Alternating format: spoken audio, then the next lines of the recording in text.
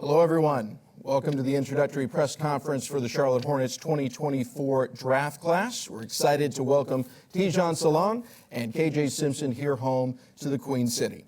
My name's Sam Farber. I'm the radio play-by-play broadcaster for the Charlotte Hornets, and I'll be the MC for today. I want to thank everyone in attendance here for coming, as well as everyone tuned in on Bally Sports Southeast, 92.7 Sports Radio WFNZ, as well as Hornets.com. Special thanks to our friends here at Lowe's Home Improvement for hosting us once again at the Lowe's Tech Hub Auditorium, while our home Spectrum Center continues its reimagining in preparation for the upcoming 24-25 season. On stage today, we have Hornets first-round pick, Tidjane Salaün, 6th overall pick in the NBA draft. He's a 6'9" forward who at 18 is the youngest member of his draft class, has already been celebrated as one of the top young players in both his professional league in France as well as in international competition. We also have KJ Simpson, 42nd overall pick in the draft. KJ led Colorado on a thrilling NCAA tournament run last season, and he was a first-team All-Pac-12 selection, third time in as many seasons he was honored as an all-conference pick. Welcome to both of you. Joining them on stage, we've got Hornets head coach Charles Lee, who will be coaching these guys at Summer League, which tips off in less than 2 weeks. And we, of course, have Hornets Executive Vice President of Basketball Operations, Jeff Peterson, fresh off his first draft leading the Hornets front office, and he'll tip things off with an opening statement. Thanks, Sam. This is a special day. Just being able to add Tidjane and KJ to our organization, and of course, their families here in Charlotte with us.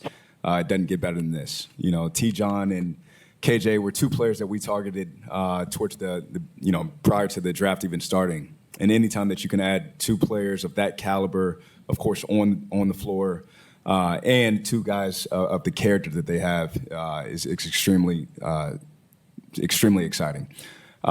Just want to welcome them to Charlotte, welcome their families to Charlotte within the organization. Cannot wait for the fans to be able to watch them and see what we saw in them during the draft process. Thank you, Jeff. For the media members in attendance, if you raise your hand, we'll have one of our PR staff members get a microphone to you. Please let us know your name, who you're representing, and who you're directing your question towards, so we have clear communication up here. We'll tip things off with Sam Perley.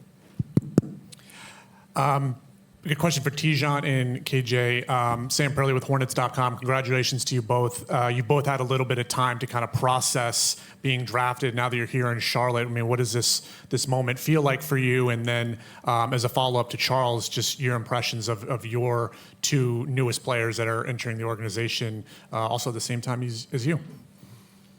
So I'm grateful. Thank you for everybody. Thank you, the coach. Thank you for the general manager, vice president, everybody. I'm happy to be here, and I'm just ready to work and start my first game in the Summer League. I mean, yeah, obviously, now that time has gone by, I still feel the same way.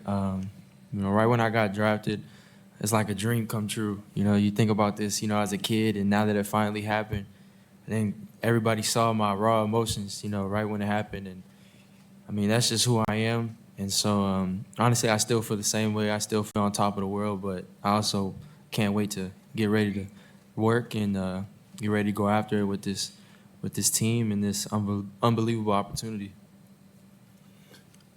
I would just add to the excitement. As you saw, I was ready to clap for these guys and didn't realize that that's not what we do. But as we went through the draft process and talking to Jeff, and he threw some names out to me as I was on my playoff journey, I got even more excited about this job, seeing the type of caliber player and people that Jeff and his front office team had kind of identified as potential Hornets. And so watching film of both of these two players, you got to be excited with their competitive nature. As we start to bring a new brand of basketball to Charlotte, these guys embody what Hornets DNA is going to look like when you talk about the type of people they are and also the way they play the game. Both are very unselfish. KJ just talked about his raw emotion. When I watched him play on film, that's how he plays, with passion and joy. And we need that. And I can already feel from Tidjane the same type of energy. He's got an infectious spirit to him. And after spending time with both of them and their families, I can see why they're such great young men and talented basketball players. Thank you. Rod Boone, Charlotte Observer. For the players, what do you guys feel that you can bring to this team? Like, what is your strengths and your skill set that you want to show fans and people that you can actually bring to this organization on the court and off the court as well? My smile. I will bring, like I always did, all of my energy in the court, like off court, and for sure my strengths. So play hard, hype my teammates, the crowd. In transition, I run the floor a lot. After in defense, same energy, steal, communication. In offense, same. Play my game, three, alley-oop, dunk, and for sure I improve a lot on my play to be dangerous everywhere and help my teammates on all the situation. As far as for me, I definitely, my dad taught me to play, basketball, being an all-around player. And so as far as going out there on the court and helping this team, there's a lot of things I feel as if I can do. And whatever it is the team that needs me to do, I'm going to go out there and do it. And and one of my strengths, I think, obviously, is my speed. And so I expect, to have a high tempo, fast-paced, kind of team. With me being added to it, along with the pieces that are already on there. And then I have a high motor that I just, have had since I was young. I love playing basketball, and that motor just has carried me all the way to this point, and it's going to continue to help me be out there on the floor and make great things happen. And then as far as, outside the court, I'm big on being a people person. That's just who I am. That's why I went to Colorado. That's why I chose all the decisions that I've made in my life. I'm big on the communities. I understand, the fan base, supporting here, and I can't wait to, play in front of them. And, I understand that it's bigger than just this organization, their support, and what it means to us. And I'm just excited to kind of get that rolling and show people, I'm a people person as well, but when I get on the court, there's a different side of me, a different emotion that people will kind of draw to and appreciate. And then, Jeff, just culture-wise, how do these two players fit what you're trying to do here in Charlotte? Yeah, excuse me. Again, they just embody everything that we want to be about. They are, again, extremely unselfish. They work, right? They understand that the importance of putting the time in. That's the only way you're going to get to the results that you want. They compete, and they have an amazing outlook and approach in terms of how to get better on a daily basis. So these two guys here, like I said, just embody exactly what we want to be about going forward. Hunter Bailey with the Highway 49 podcast. This is for KJ. You talked about your tempo, your speed on the court. Watching your film through the years, it looks like you've kind of developed playing off of 2 feet. What has changed in your game from that? And are there any players that you watch to develop in that aspect? Most definitely. As I went through college, it was a learning curve, obviously. And, with time and with experience and as my role changed throughout the years, I definitely got better in that aspect. Watched a lot of film with the coaches there. My dad recorded games. So when I got back home in the summer, I watched every single game that was recorded. And I think the biggest thing was just understanding, my change of pace. Obviously, I'm so used to going 100 miles an hour, but it's actually more effective when you're able to kind of do it in spurts and be able to change pace and be more patient, And so I had to learn that. That was definitely a learning curve, and now that's why I kind of showed it this past year and where I'm trying to get better at, as this year's come. And but as far as, watching people, definitely like watching Chris Paul a bunch, watching Steve Nash a bunch, even faster guards, like especially Tyrese Maxey, someone who's extremely fast but knows how to do it in spurts and do it at the right moments. So there's definitely a plethora of guys I've seen and watched film on, and grabbed a little bit of everything and kind of used it for myself. To John, Will Pelagic from WFNZ Radio here in Charlotte. In terms of you being from France, you mentioned Wemby the other night in your opening press conference. How much pride do you have in not only seeing the many players from France in this draft, but having the trail that has been very much blazed by guys like Wemby and others who have kind of come before you to have this kind of French invasion into the NBA? I think it's just because the French basketball improved,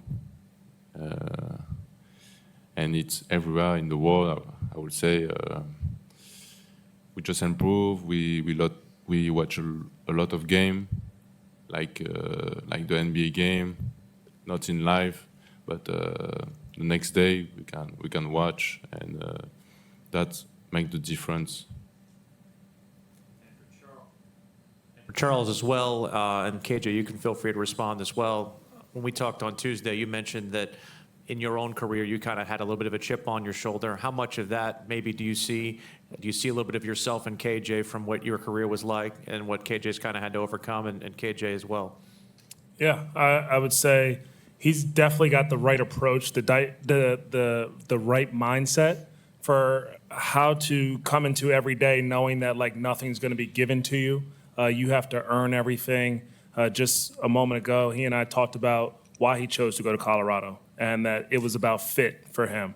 And so I think that he knows what it's going to take on a day-to-day basis for himself to improve, but also how he can have an impact on everybody else on his team in Colorado, on his team here in Charlotte, and help us build something that's going to be really special.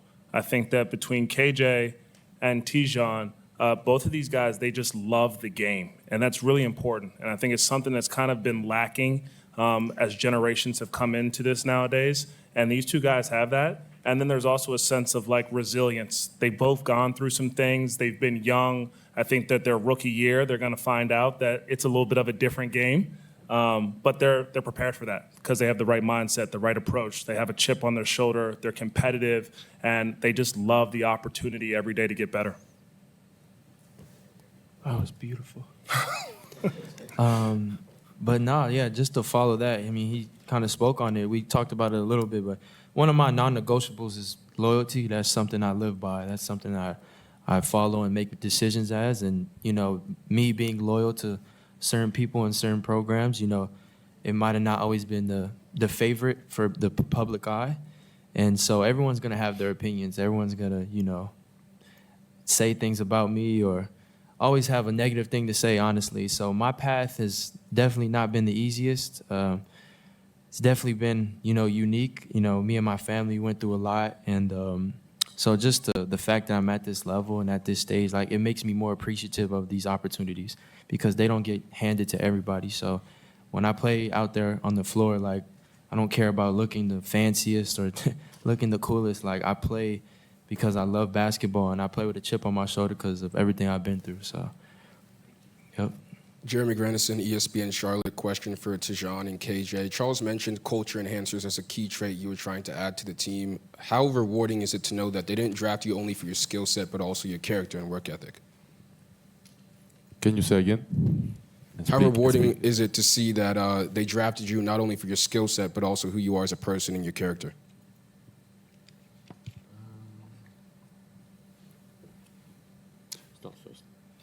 Yeah. Basically, you know, understanding that they just drafted me outside of, you know, not just being a basketball player, but because of the person I am, you know, that's everything that kind of, we talked about it, that's kind of who I am in general. I don't just make decisions just off, you know, basketball. It's all about the culture behind it. It's all about, you know, for me, loyalty. It's all about, you know, all these things that come together. And I have to trust you. And, you know, I want someone that's going to trust in me as well. And, you know, just give me an opportunity is definitely here at this organization. And so it means everything, honestly. It makes, like I told him on the phone call, I'm going to run through a brick wall for this organization because I just needed an opportunity. And the fact that I got it, you know, I'm going to give them my all. Excuse me. Is that right? Okay. A question for both Charles and Jeff. To follow up on the tone of what you saw in both Tijon and KJ as people, in addition to their basketball ability, if you could both share an example of why they were the right people fit for what you're building. Want me to spark it? Go ahead. Well, for one, I had the opportunity. I can't remember exactly when I got to go to lunch with you, but I went to lunch with Tijon after one of his pre-draft workouts, and at the workout, We were just having some casual conversation, and he just mentioned how hungry he was and like kind of his journey and the path to where he is now. And part of that hunger, he's like, I don't ever want to get back to the bottom again. Like, I'm just always focused on now progressing and moving up. And he had to change his mindset during that season because things didn't go his way. And so he thought, I could play more, I could do more for the team. But after, I think, some meditation, some reflection, some personal reflection, he said, I changed my mindset that season, and then I was able to be the best player and the best teammate I could possibly be for that team. And so to me, that just really stuck out when you have a guy that's self-aware, focused on the team's success a little bit more than his own individual success, and then also the hunger, because that's what we got to be every day. And for KJ, watching his post-draft interview, it just confirmed for me that like that was the right choice. That was the kid that Rick and Jeff and the rest of the front office got to meet with in Chicago, and he blew them away with his comments of everyday work, how he approaches the game, how he wanted to get better, how having the game taken away from him actually created a little bit more of a sense of joy and love and appreciation and gratitude for the game.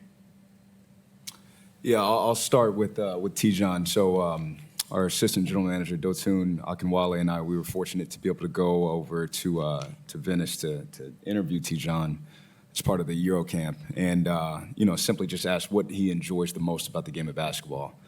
And his response is something that really stuck with us and tipped it over the edge. And he just said, I just simply love the process of getting better. So again, I'll be able to sleep at night knowing someone who always wants to get better. He's going to find a way. He has that internal drive. It's never enough, right? And then with KJ, we met with KJ in Chicago, and the story that he gave us, he had a trainer, and things weren't working out from a monetary standpoint in terms of what the trainer was trying to charge, and he used that as motivation. So he got in the gym with his dad, his mom, and his girlfriend. They rebounded for him, and that's how you go from being an average shooter to one of the best shooters in college basketball this year. So again, I'll always go back to they put the time in, and it's never going to be enough. They want to be the greatest players that they can be. Charlotte, first of all, Steve Reed from the Associated Press. Charles, first for you, I know it's an age of positionless basketball, but where do you kind of see these guys fitting in terms of what positions you want them? And then for the players, I just wonder, who is it you've modeled your game after? Who was it you looked up to growing up? Who did you watch, and who did you really like as you're watching guys on TV? Well, I'll just start, I guess, defensively, because that's going to be the most important thing. It's going to be the first thing we talk about at Summer League training camp, at regular training camp, is defense. So let that sink in, fellas. Defensively, I just think that both of these guys have so much grit to them, toughness. I think that they both have a really good basketball IQ, that they're going to have great versatility. They're going to allow us to do a lot of different things tactically, but there's going to be an effort there. As you can tell, they both like to speak, so there's going to be a communication factor, which we're always going to lean on, and then an open-mindedness to just doing a lot of different things. So I'm really looking forward to that, them helping us just apply pressure to people on a night in, night out basis. And then I think on the offensive end, we want to play with some pace. And both of these guys are great athletes, well-conditioned. They're going to get even more conditioned. They're unselfish, and they're going to help us play with the pass. And again, their versatility to be able to play with the ball in their hands and then also be able to play off the ball. I think KJ's got a great feel for the game. He talked about the pace and being able to change speeds. When I think about how we're going to emphasize kick-aheads and our 5-out spacing, I think he could be really dangerous in those situations. And then Tijon, I think with his size, with his athleticism, to be able to sprint the floor, create some cross matches early in the possession, and then his versatility to be a screener. I think that he's going to be able to be a lob threat, a rolling threat to maybe catch lobs, to play in that half role and play make. But also, I think he can pop a little bit. I actually was very impressed with his pre-draft workout, watching his shot. It was even sharper, I think, in person than it was on film. And then him also being able to play to some second side DHOs. So both of these guys on both ends of the court just bring a great deal of versatility. Daryl Horowitz with the Queen City Nerve. This is for both Charles and Jeff. Tijan is really flying up the draft charts. Looking at this draft, which was considered not one of the best ones in recent times, and the Milwaukee Bucks got Giannis in 2013. Were you looking for maybe getting that special player that wasn't going to maybe be the first pick? And how do you feel that he's going to, I think you already kind of mentioned a little bit, Charles, about maybe fitting in. Maybe I'm thinking with LaMelo Ball and Brandon Miller. And does the timeline change a little bit with Tijan being a younger player? How does that affect the timeline of where you see the team going forward? Thank you. Yeah, I wouldn't say the timeline changes. Again, we're going to be incredibly just thorough and patient, diligent, very creative and opportunistic in terms of how we build this thing out. You guys have heard me say, we're not gonna sit here and just try to make the playoffs from one season and then miss the playoffs for 4 or 5 seasons in a row after that. We want to get there and have sustained success. So everything that we do in terms of our plan and our path is going to be very strategic in order to achieve that goal for us. And then again, with both these guys, we've watched them a ton throughout the season. Obviously, KJ, we have a little bit more history with them, just being in college and getting to see him over the years. But we know just the traits that we want to build around. And again, you guys are probably tired of me saying this by now, but they embody those things to the fullest. So we were incredibly thrilled and excited that Tijan was there at 6. We thought there was a world where he could go before that. And then KJ as well. We have him as a first-round talent. We had no expectation for him to be there at 42. So, again, very excited about that as well. Steve, you had a follow-up? And guys, you didn't get a chance to answer players that you followed growing up and really looked up to and all that. So when I was young, I didn't watch NBA. I didn't expect to be in NBA. I expect to be in NBA only at 16 or maybe 17, because just like that, I think if I work a lot, I could be a lot of thing, and so I just put the work, and this come from my sister and Evan Fournier, because it's the first French player I saw on his series, Fournier for Whale. I think it was that. And it was so cool to saw a French player in NBA. And I remember he was come at Charenton. And at this moment, I think I have some star in my eye. So just this. Growing up in LA, it was kind of hard to miss Kobe.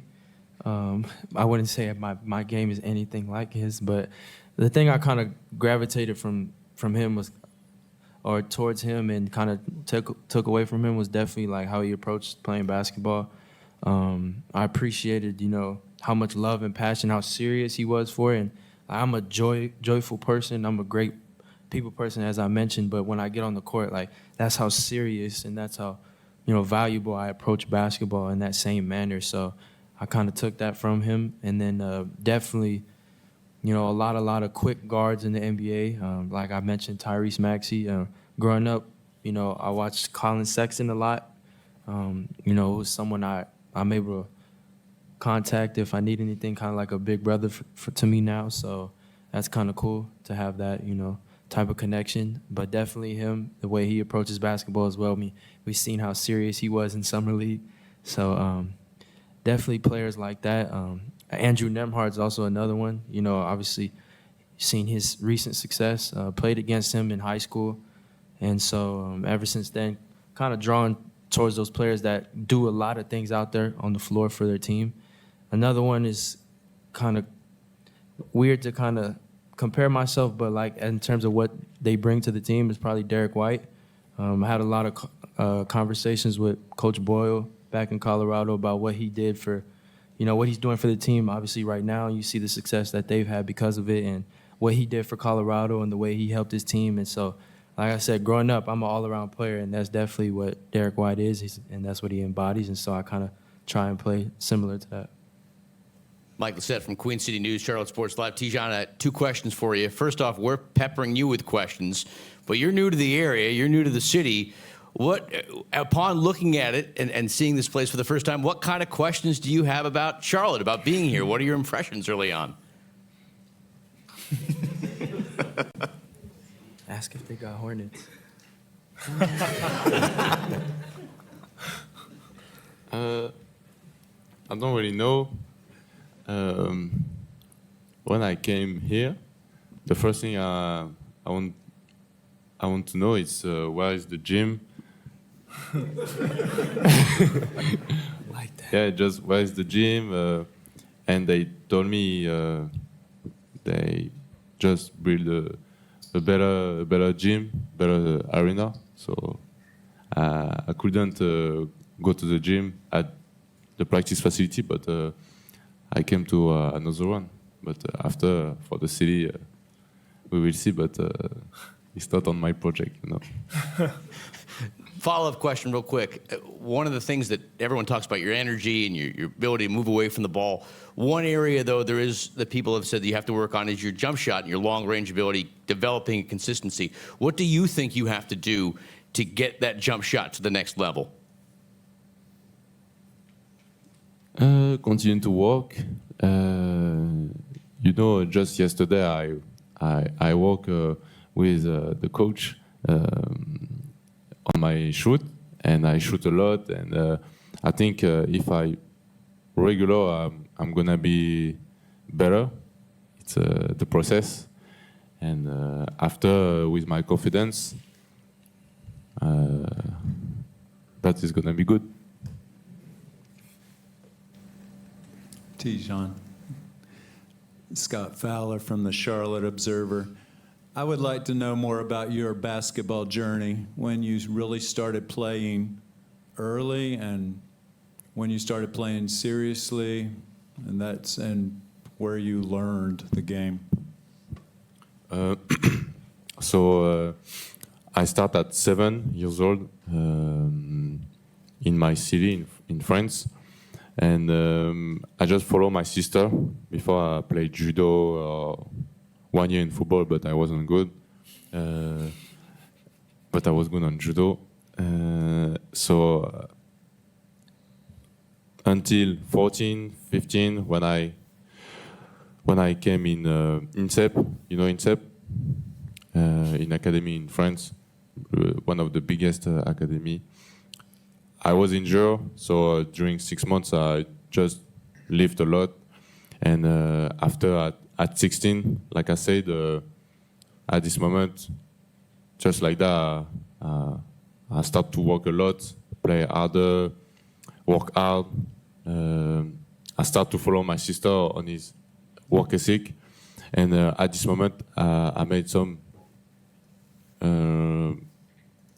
great performance on the court. I improved a lot, and I just joined the INGT, and I put 31 points, my biggest game. And this moment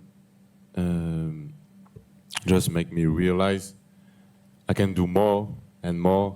And after I'm here.